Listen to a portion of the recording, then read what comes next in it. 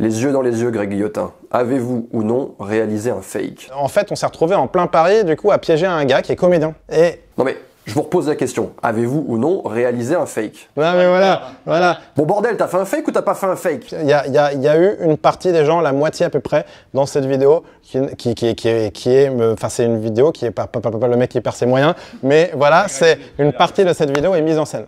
Donc, on n'en est pas fiers. Bon alors, qu'est-ce qui se passe là? Il y aurait un buzz sur internet au sujet de fake, des vidéos qui seraient un petit peu truquées. Hein, il y a eu une petite entourloupe. Je sais pas si vous suivez le YouTube Game, mais en ce moment, il y a une polémique autour de Greg Guillotin de la chaîne Nous, parce que certaines de ces vidéos sont fake. Ça a été démontré par d'autres youtubeurs, je mettrai les liens dans la description. Et du coup, ils ont été bien obligés de produire une vidéo. Alors, c'est pas une vidéo d'excuses, c'est une vidéo d'explication. J'ai regardé cette vidéo hier soir et ça m'a donné envie de réagir. Et puis bon, si je peux moi aussi gratter quelques vues en me mettant dans la roue, hein, oublie que t'as aucune chance, fonce. Mais les gars, c'est quoi cette vidéo? Alors les mecs, ils ont pas voulu faire des excuses, ils ont pas voulu le faire proprement et honnêtement face à leur public en disant voilà, nous avons fait un fake, excusez-nous, non. Tourner dans la rue, aujourd'hui, c'est plus compliqué. Effectivement, ça fait pas une excuse à 100%. Les mecs, ils ont plutôt tourné ça comme un cours théorique. Eh les gars, on va vous expliquer ce que c'est que notre travail. Hein. Attention, il y a des reveals, c'est des pranks, c'est de l'horror prank. Excusez-moi, mais il faut qu'on vous explique un peu, il faut qu'on vous fasse un petit cours. C'est un peu technique tout ça. En fait, les mecs ont présenté ça vraiment, ils ont encapsulé ça à l'intérieur d'une vidéo très longue où ils expliquent voilà leur quotidien, comment ils travaillent, etc., etc. Et en fait, ce que j'aime pas trop avec ce genre cette façon de s'excuser, mais encore une fois, qui n'en est pas une, c'est que les mecs n'assument pas qu'ils sont en tort et qu'ils doivent faire des excuses. Qu'est-ce qu'ils font? Ils te présentent ça du style ouais, on va vous expliquer comment on bosse. D'ailleurs les gars, mettez-vous à notre place, vous auriez fait la même chose. Pour en revenir à cette vidéo d'excuses, il y a un truc qui m'a fait tiquer et qui a dû faire tiquer pas mal d'entre vous si vous avez regardé, c'est la réaction que va avoir Greg Guillotin et son pote qui est à côté qui dit pas grand-chose, je crois que c'est son producteur. Leur réaction, elle est pour le moins étrange, c'est qu'ils vont se mettre à rigoler au moment justement où les faits sont évoqués. Il s'avère que sur le dernier épisode qu'on a fait, il y a une partie des gens... Non mais voilà. Ça c'est intéressant parce qu'on associe le rire au fait de s'amuser. On me raconte une vanne et je me marre. Mais en réalité, on va rire dans beaucoup plus de cas que ça dans la vie. D'ailleurs, il y a un psychologue et neurologue, Robert Pravin, qui a étudié des personnes qui riaient, les situations de rire, et qui a déterminé que dans 80% des cas, le rire n'avait rien à voir avec l'humour. Parmi les situations qu'on va retrouver, on va rire notamment quand on veut se sentir supérieur à quelqu'un. On va rire également quand on est attiré sexuellement par une personne. La fille ou le mec en face de vous n'est pas en train de rire parce que vous êtes subitement transformé en Chris Rock. C'est juste une façon de montrer à l'autre qu'on a de l'attirance pour lui. Et enfin, et c'est le point qui nous intéresse, on va rire dans des situations de nervosité et de stress intense. Ce genre de vidéos, elles sont super intéressantes à regarder. Et moi, je vous invite à le faire non pas en écoutant ce que les gens disent, puisque là, on est dans un environnement contrôlé. Ils savent quelles sont les questions qui vont être posées, puisque c'est eux qui ont préparé l'interview. Ils sont dans un cadre confortable pour eux. Mais ce qu'il faut analyser, c'est plutôt le langage non verbal des gens. Comment ils vont réagir, quelles sont les mimiques qu'ils vont faire, qu'est-ce qu'ils font avec leurs mains. Essayez de repérer tous ces petits moments. Et moi, je vous invite à le faire en regardant la vidéo, en appuyant sur la barre d'espace à certains moments pour essayer de déceler, un peu comme dans la série Lie to Me, les choses qui vont traduire de l'inconfort ou que quelqu'un est en train de mentir.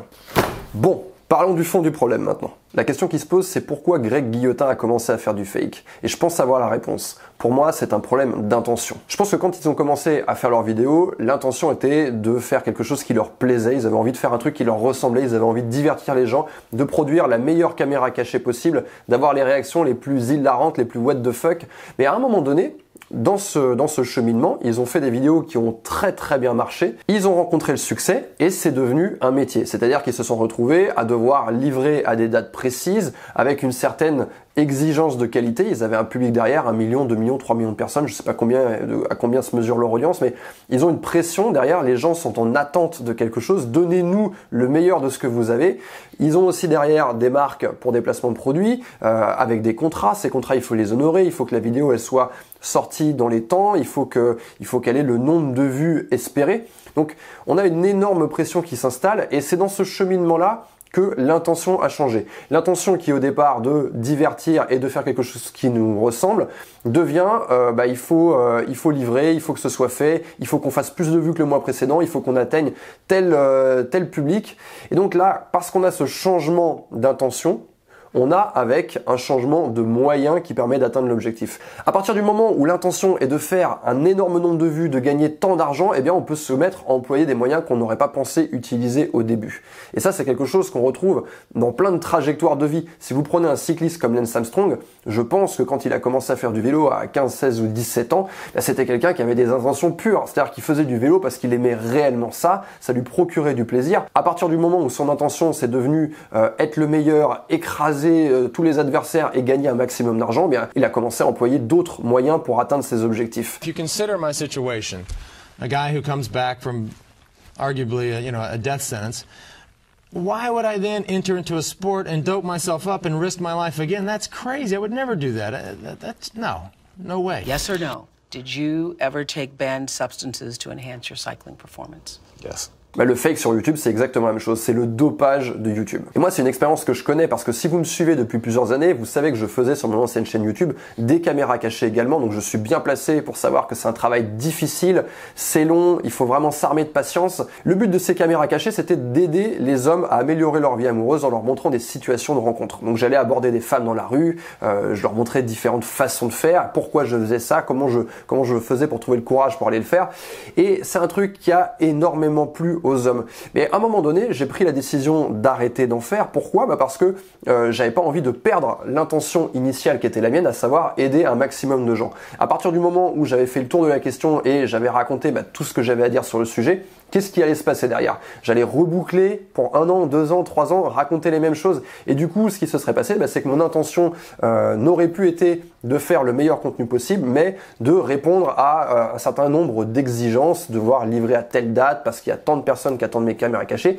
Et ça, c'est pas un truc, j'avais pas envie de me retrouver dans cette situation-là. Donc, pour rester fidèle à mon intention de départ, qui était d'aider un maximum de gens, ce que j'ai fait, plutôt que de continuer à répéter ce que je faisais, c'est de trouver d'autres moyens d'aider ces personnes. Et vous, en tant que spectateur, vous devez aiguiser votre regard. Vous devez vous dire quelle est l'intention de cette personne en face de moi. Vous devez décortiquer le contenu qu'on vous fournit. Il y a beaucoup de gens qui se méfient de la télévision en disant oui, la télévision, tout est préparé, nanana, mais YouTube, c'est encore pire parce que c'est une plateforme où n'importe qui peut venir faire des vues et donc gagner de l'argent. Du coup, il faut s'attendre à avoir face à soi des gens forcément qui sont des puristes avec des bonnes intentions, qui font ça pour l'amour du geste, l'amour de la belle chose, et également des gens qui ont des intentions différentes, qui est de faire tant de vues pour gagner tant d'argent.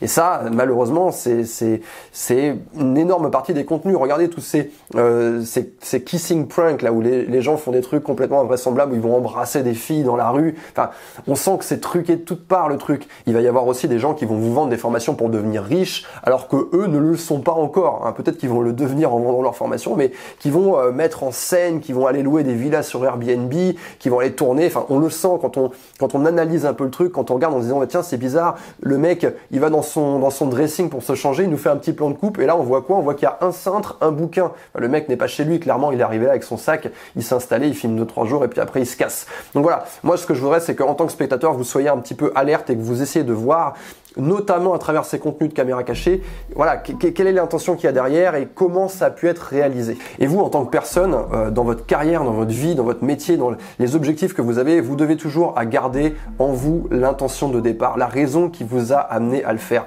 C'est quelque chose que vous devez garder tout au long du processus. Parce que si vous ne le faites pas, si vous n'interrogez pas ça régulièrement, eh bien, à un moment donné, et je vous le souhaite, ça va cartonner pour vous parce que vous faites des choses que vous aimez, mais la situation va changer. La situation va changer et vous risquez d'avoir un changement également dans vos intentions, ce qui fait que vous allez pouvoir commencer à utiliser d'autres moyens pour atteindre vos objectifs, des moyens que vous n'aviez pas envisagé d'utiliser à la base. Les raccourcis, c'est pour les tricheurs. Si vous voulez gagner sur le long terme, vous devez rester vrai.